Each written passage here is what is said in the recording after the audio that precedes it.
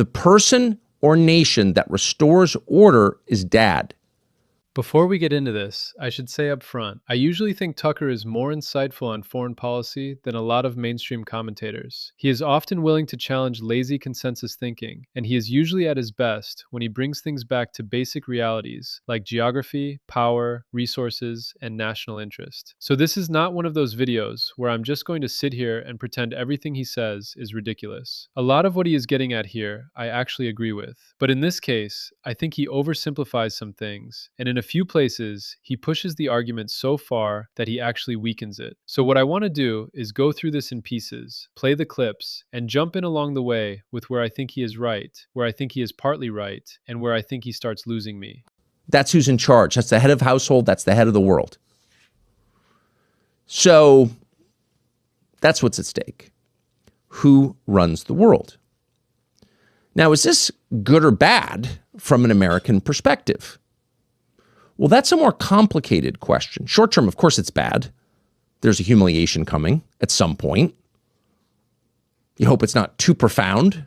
You hope it's not, 10 times worse than the fall of Saigon in 1975 or the retreat from Kabul just a few years ago. You hope not, because it's dispiriting and people will die and it's just awful in every way.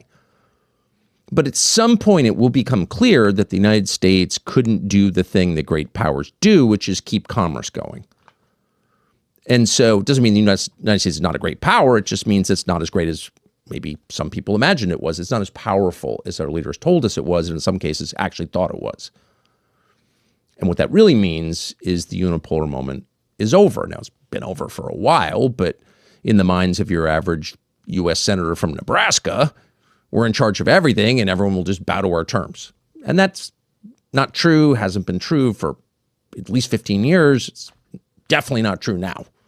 So this is the part where I think he is strongest. The basic point that the unipolar moment is over, or at least badly weakened, is not crazy at all. And the bigger point that a country cannot live forever in abstraction, cannot just run on financialization and rhetoric and elite delusion while ignoring material reality, that is a real point. Food matters, energy matters, water matters, industrial capacity matters, geography still matters, all true. Where I think he starts to oversimplify things is when that becomes almost the whole story. Because power is not just raw resources. Power is also institutions, technology, logistics, human capital, state capacity, and the ability to actually organize a society effectively. So yes, resources matter a lot, but having stuff in the ground is not the same thing as having a coherent strategy. And no one will be able to deny it. So that's going to be hard for some people to accept. It could be dispiriting to us as a nation, but it reflects reality, and it's not the end of American power or prosperity.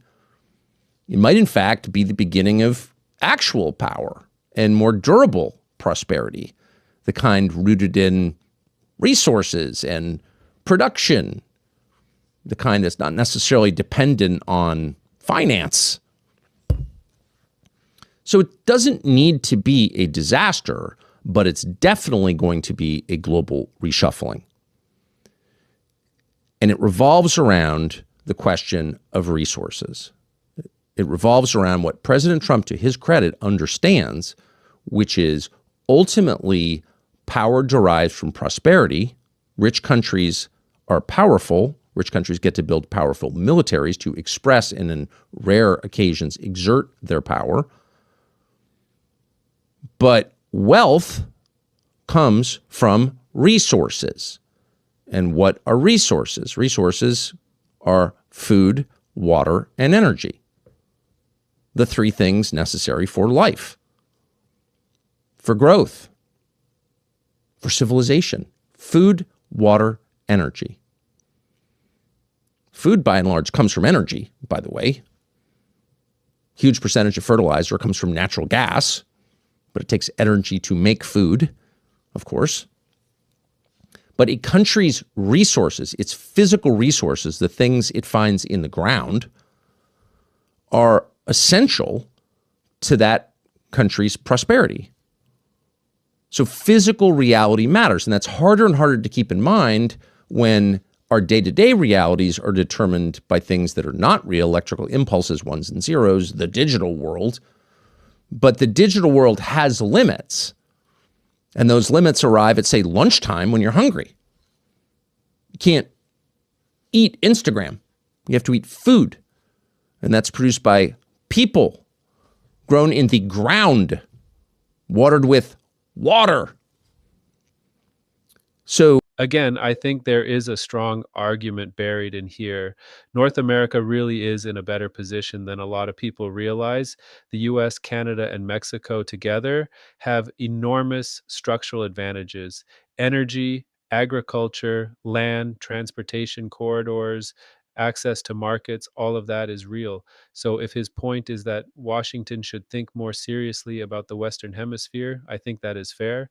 But the jump he makes from "this region matters" to "therefore the US should think in terms of control and influence" is where I think he starts to go wrong, because the smarter conclusion is not domination, it is integration.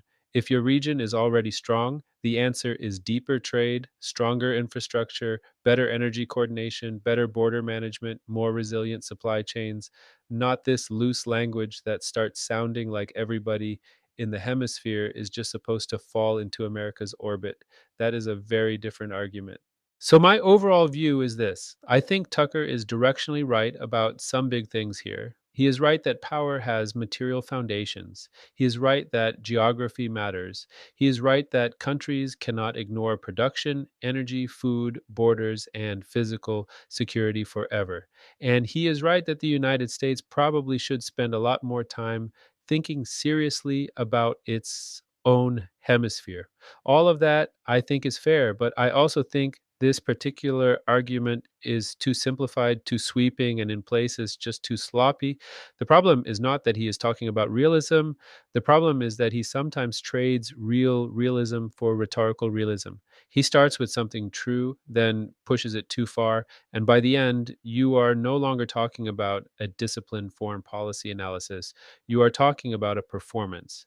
And that is too bad, because the stronger version of this argument is actually pretty compelling. A better version would be less delusion about global power, less obsession with abstraction, more focus on production, borders, regional stability, and stronger cooperation in this hemisphere. That would be a serious argument. And honestly, I think that is the argument he is reaching for here. I just think in this case, he oversimplified it, and in a few places, he got carried away.